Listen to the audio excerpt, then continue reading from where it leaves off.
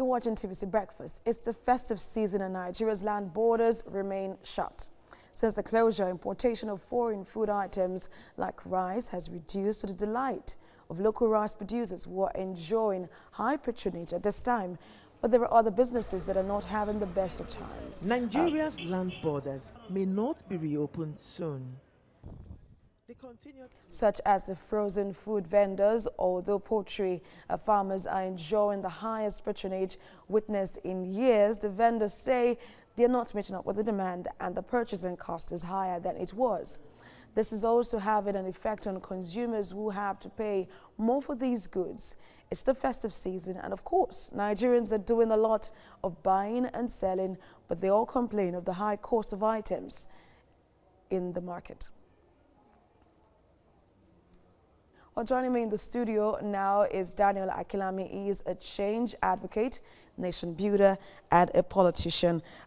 Good to have you join us at this time, and compliments of the season. Merry Christmas. But first of all, let me ask you, if I may, how was your Christmas yesterday? Well, it was fine. The essence of the season was not lost in the celebration. So it was an opportunity to also acknowledge the fact that the Savior was born.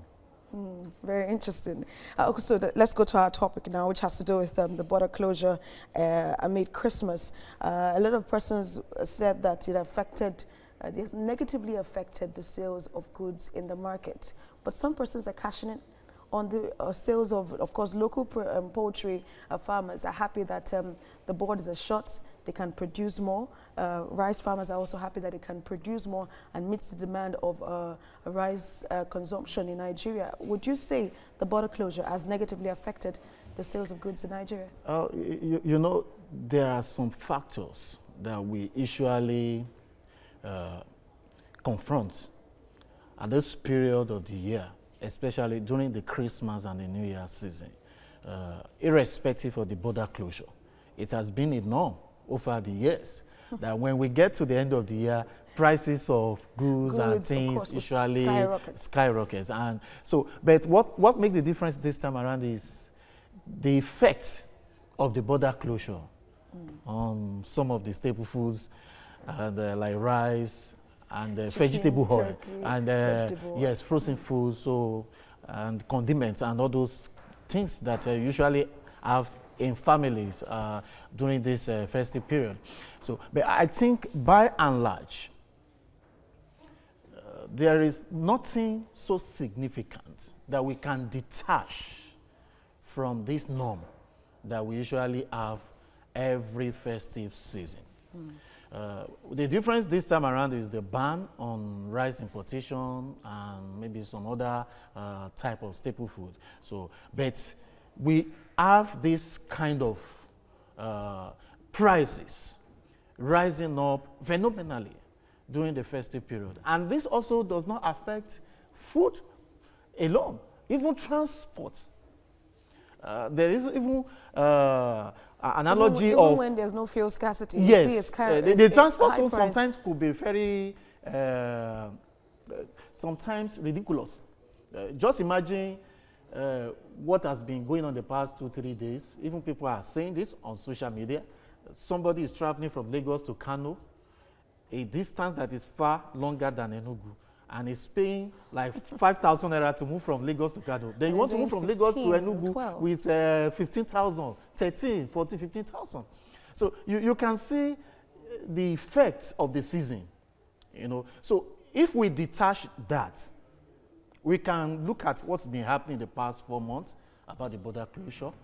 And significantly, I think it was much harder 2 months before now. The effect of the closure on staple foods and, you know, some other things. But now it seems the adjustment is coming in.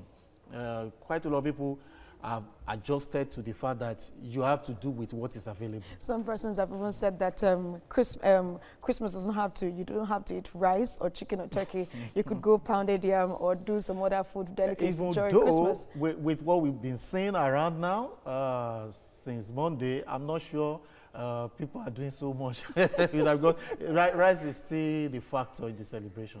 But let's look at the presidency's move now to shut the borders and, of course, curb smuggling and even influx of trafficking, child trafficking into the country, and, of course, look at safeguarding our borders and seeing how insecurity can be reduced to the barest minimum. Looking at the effect or the relationship that we have with our neighboring countries, the border closure, has it affected us more negatively or our neighboring countries who seem to be benefiting from what they were shipping? I think every party has got some share of the positive and the negative from this. Look at some of the neighboring countries. They also are getting the positive vibe. Like Ghana now, they also are planning to put a ban on rice importation. They want to grow homemade rice. Okay, so but if we look at the positive for Nigeria first, firstly, today we have 30% reduction in fuel consumption, domestic fuel consumption in Nigeria. Then also we have the reduction in arms smuggling, which has enabled banditry and crime in the recent time. Okay, so we also have the import revenue increasing by 15% through this same border closure. Some goods were forced to come through the normal which customs have said they've and which has also boosted the revenue. Okay, so but that aside, you know, any policy that is meant to bring independence or self-reliability in production of any good or service will definitely bring about some pains too. So for this season, I think it's a such that we are almost out of the celebration. So by January, we adjust. Perhaps the pressure will start coming down. The local production of rice and some of these foodstuff too, perhaps might begin to react to reality. We may have a downward review of some of the prices. Daniel Akinlami, thank you so much for your thoughts on this and compliments of the season. Same to you. Thank you so much for joining us at this time and compliments of the season. Same to you. All right, so a lot of persons would have said that, you know, border closure didn't actually, you know, have that effect. We didn't really see the effect of border closure on the prices of goods in the market because at this time of the year, we always see prices of food items, transportation hike, we see prices of food items skyrocketing and all that. But if you look at, if you go to the market, the traders are complaining that it's because the borders are shut. That's why you do not see goods in the market for them to sell. So how do you balance that? Well, if we look at the effects of the border closure since August 20th, the first 2 months, we really had it biting on us seriously. But I think if you look at things holistically now, the effect is not as much as it was 2 months ago. Now, part of the problem we're facing is the usual festive period pressure. And I think most of the traders and the sellers of these staple foods and frozen stuffs, even the poultry owners, they need to do more in being patriotic. Not all these items are actually affected by border closure.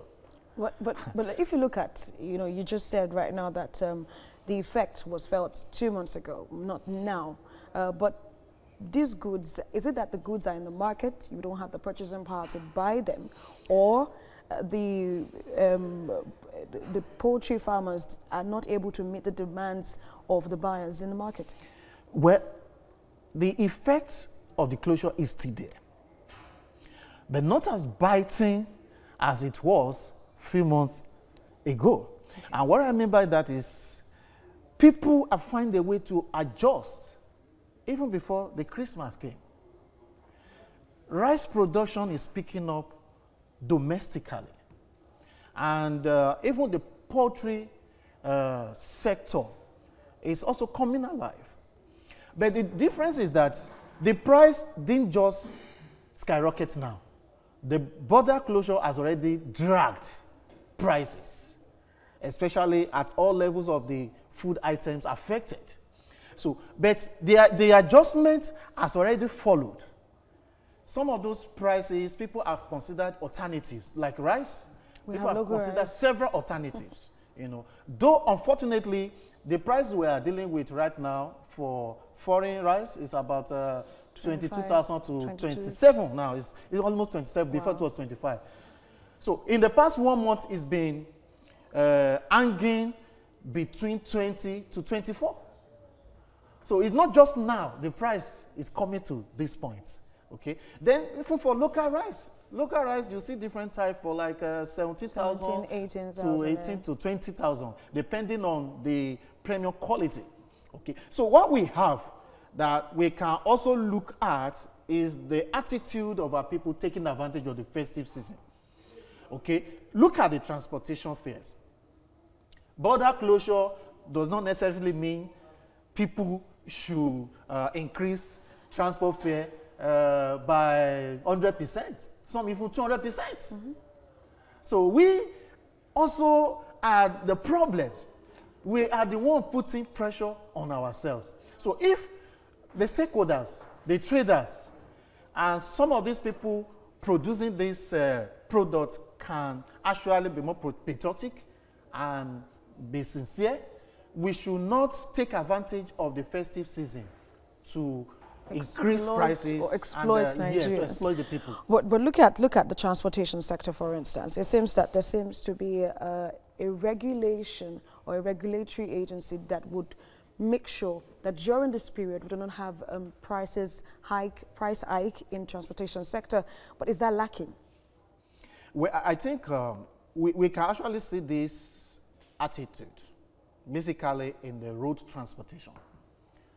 They have their whole union that ought to put things in order. But the thing happened in a way that it seems to be a silent agreement between the stakeholders. It will just happen within a few days. To Christmas. And you cannot hold anybody responsible. And it adjusts itself. As soon as the festive period is over, the thing adjusts itself back. So it's our people. Actually, you know, some people somewhere will just wake up and say, oh, it's Christmas. How would they be paying the same fee? You know, not minding the fact that the economic crunch is on the civil servants. They're yet to those are the factors. They yet to even receive the 30,000. Government cannot actually come down to these levels to pick on unions and some of the stakeholders, especially this transport sector. So the leadership of this sector, they need to actually look at this attitude and find a way to stop it. But do you think the border closure would affect Nigeria's economy positively in the long run? I think there has been arguments pro and against.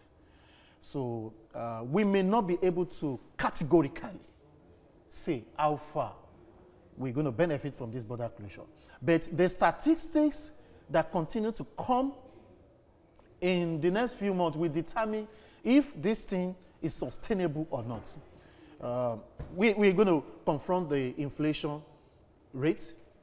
The statistics that come from the National Bureau of Statistics will determine how much we're faring.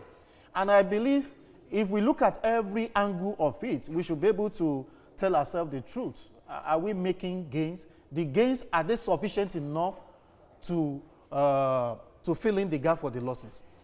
But look at, you know, the reasons that the federal government has given, you know, for the border closure. Of course, to check smuggling of small arms and ammunition, to check child trafficking, to check the influx of goods that are not even suitable for the Nigerian populace. So far, would you say that has been, we have seen a reduction in those particular aspects, and what would be the gain? How would you describe our relationship with a country like Benin Republic, for instance? Yeah, the gains are valid. Mostly the reasons given by federal government too are reasonable. But you have to juxtapose this against the losses, against the effects on the economy, the effects on the masses as well. So, for example now, the border is closed, foreign goods like rice cannot come in. Some products from Nigeria too cannot go out to some of these countries. Yes, it's biting hard on some of these countries, especially the close ones to us. It's biting hard on them. But I hope this will lead to a better relationship and respect for each country's laws in respect to importation. So if they eventually come to the round table and agree on some of the terms, especially if you are importing something to your country, you know, there are conditions Nigeria have given to some of those countries that you have to declare certain percentage before you bring them into Nigeria, and you state where the products are coming from. So Nigerian tax will not be faded. So Nigeria can get what is due for Nigeria when you are importing those things to your country and you know they are ending up coming to Nigeria. So, but at the end, the event that we're going to see between January to March, April, the first quarter in 2020 will determine how far we've gone with this.